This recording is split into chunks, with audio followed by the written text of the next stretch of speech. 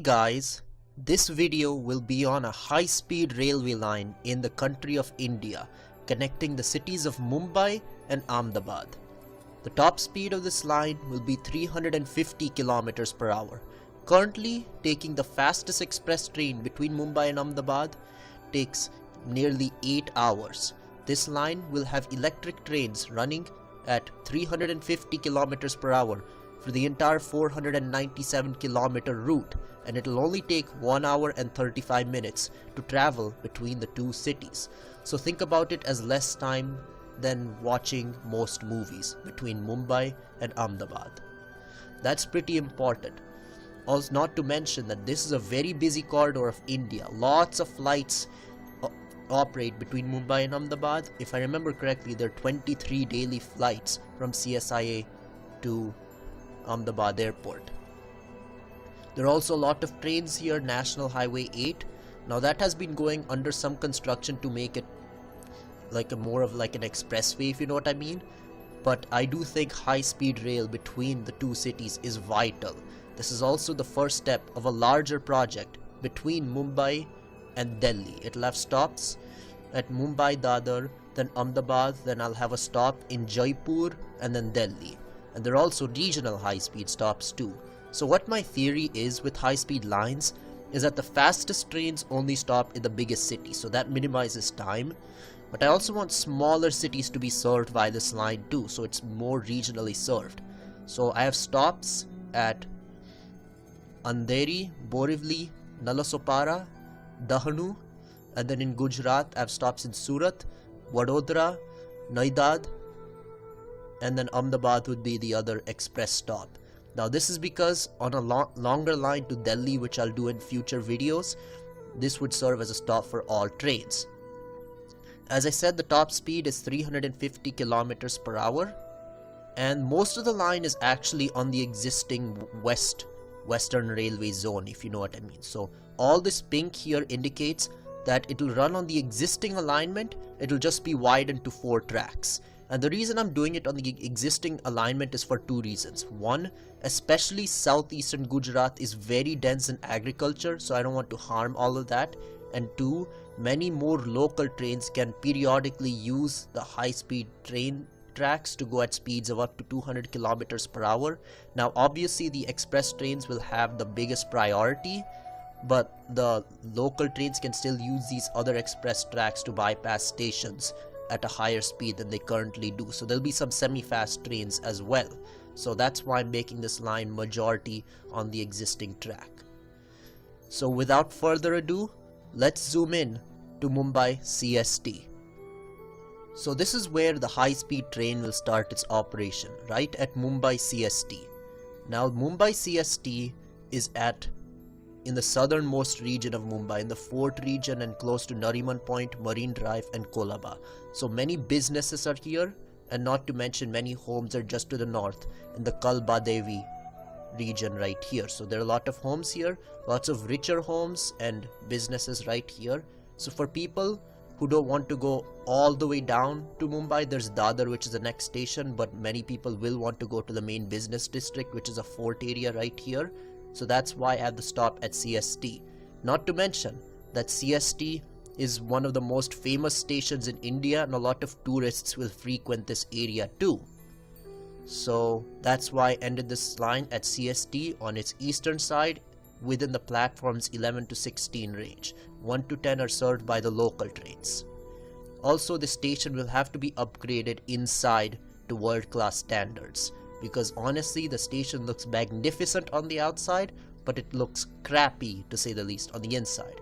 So I think at least the express side will have to be made world-class standards to increase the appeal of such a line. Now to reduce costs, and since the next station is Dadar and all trains will stop there, I just made all the high-speed trains just use the existing tracks. So it branches off the Harbour line here, it goes to Baikula and then past Curry Road.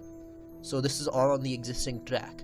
Now eventually just past Parel, actually Curry Road's here, Lower Parel's here, but just past Curry Road and under Parel and Elphinstone Road there'll be a tunnel.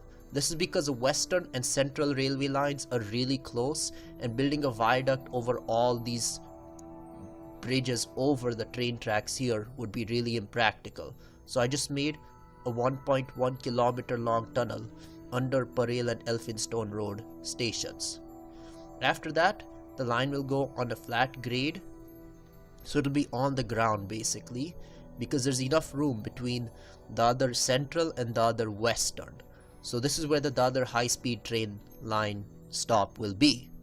So I made this all train stop because the central line here and the western line both converge at Dadar. So many people coming from the eastern suburbs, and especially from Navi Mumbai and beyond, will find a much easier time obviously to go to Dadar than to go all the way to CST and eventually reverse their trips. Not to mention, Dadar is the busiest station in Mumbai. You would think CST would be, but Dadar actually is. Andheri and Thane are close. So this will also have to upgrade to world-class standards here. And I would also say that these suburban stations will have to be upgraded as well, but especially the high-speed station will be world-class standard. So this is a set of 2 tracks here stopping at Dadar. Also, some of the high-speed trains can use a yard near Batunga, so there won't be any new railway yards needed to be constructed. Other trains can use a yard just north of CST. So after that, there's enough space to make a viaduct here for 2 tracks. So just past Matunga station here, which is right here, I made a viaduct, and it goes just to the east of Mahim, and it crosses the Mahim Creek here and the Western Express Highway, and it continues over near Bandra terminus, and after Bandra, right at Bandra, it goes on a flat grade. Oh yeah, and by the way, if I mispronounce names, it's because the region of India I'm from may be different than how they pronounce it in the regions I'm going. So yeah, but I hope you understand what I'm saying.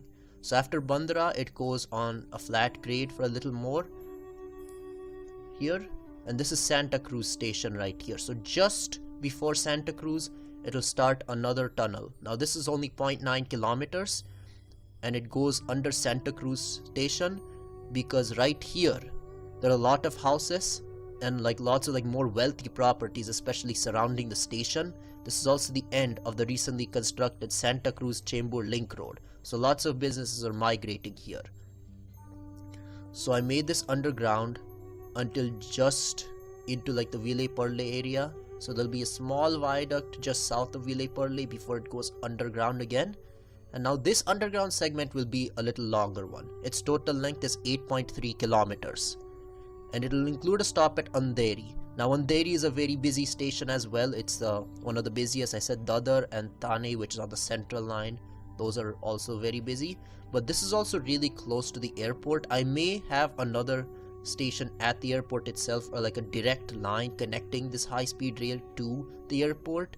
So if you want that, you can leave that in the comments. But as of now, Andheri is where I place a station because it intersects with the Mumbai metro line, which connects Ghatkopar with Versova, and Andheri happens to be a stop on that.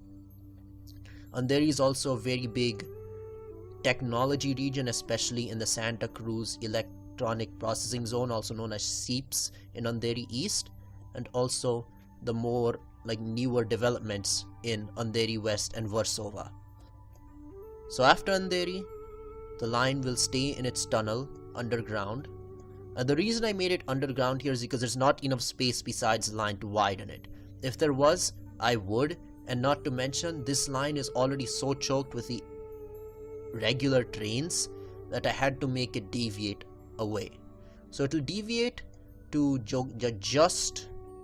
this is Jogeshwari Station.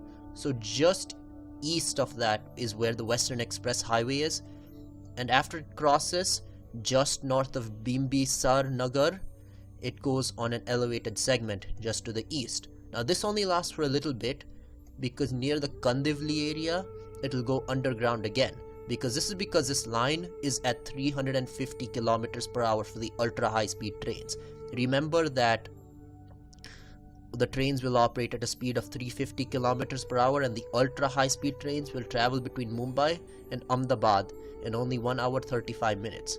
The regional high speed trains will take around 2 hours, which is still 4 times faster than existing express trains. So line goes, now it will deviate to the west and it will have its next stop at Borivali. Now Borivali is the heartland of the northern Mumbai area. So this is like the north of Mumbai, stretching from Bhayandar all the way down to like the Malad area. So I made a stop at Borivali because it's like a nice connecting point for all these people here. Not to mention that it's also a fast train stop on the western line.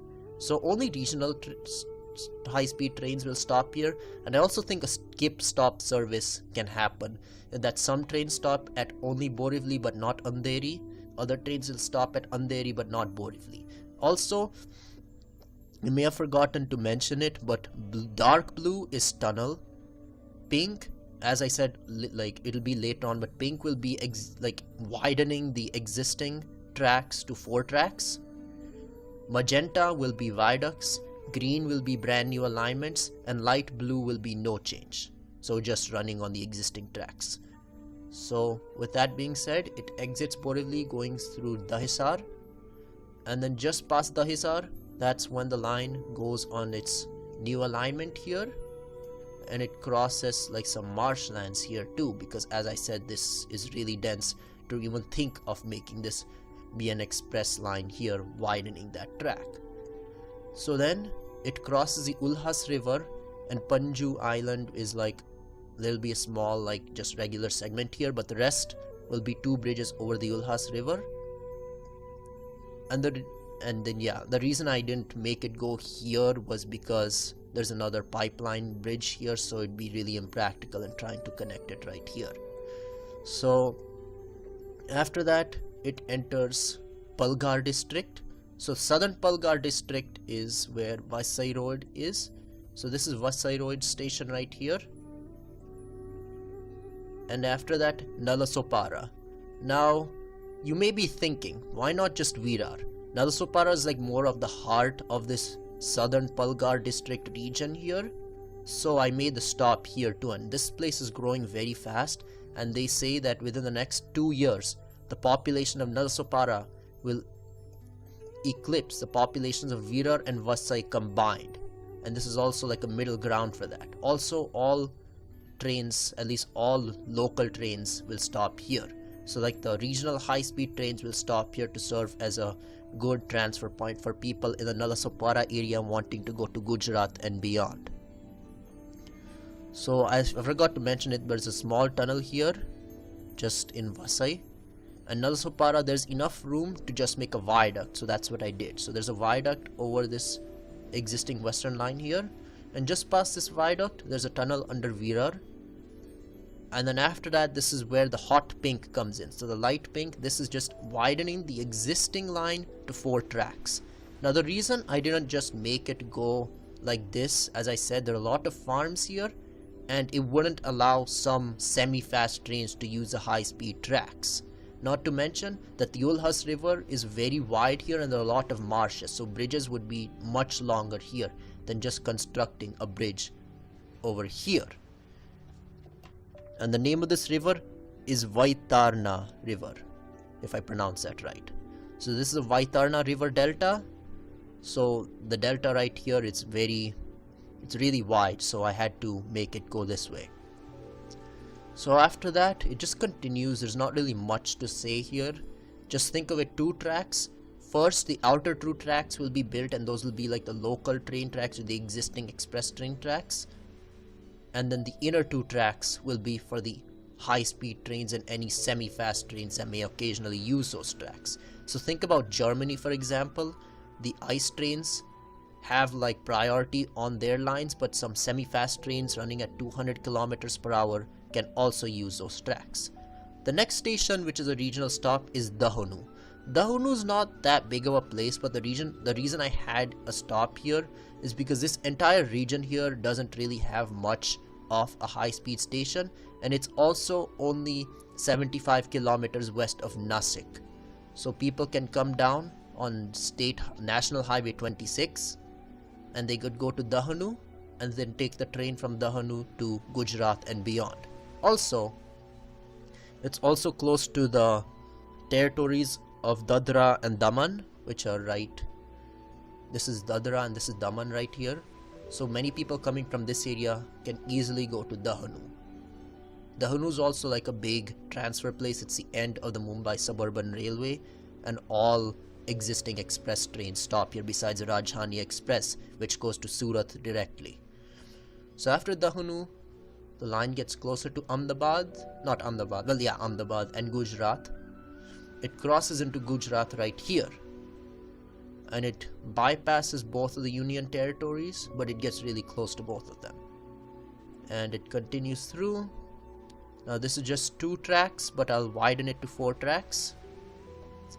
So there'll be a bridge here I'll have to make like this because the existing line curves like this. So I had to make a new alignment here and a small viaduct over this river, and then another segment of new tracks here. I couldn't find the name of this river, so if you know the name, please leave that in the comments. I tried to find the names of all the rivers that it crossed to give like a geographic sense of where this line goes, but I couldn't find one for here because it's not that big of a river. So yeah, then it goes back on the existing line, so this will be widened to 4 tracks. Now this is a little interesting situation. So Valsad is very similar to how suburban Mumbai was. So the developments come really close to the existing line, and the station's a bigger station too. So I couldn't just make this widened, so I had to make a tunnel. This is 2.9 kilometers long, and right after this tunnel it will go on to and over a bridge or the Ambika River, and after crossing the Ambika River it goes back to the regular section which will be widened. Now that doesn't last for long too. There's another bypass here just west of Bilimora. Now the reason I did this is because this line is going at 350 kilometers per hour. If I made it go on this existing segment here, it would have to first drop to 250 kilometers per hour, and second, there's also like big encroachment of all the properties on this line here, and there's a bridge here, and otherwise it would conflict with thousands of residents here. So instead I just made this go to the west.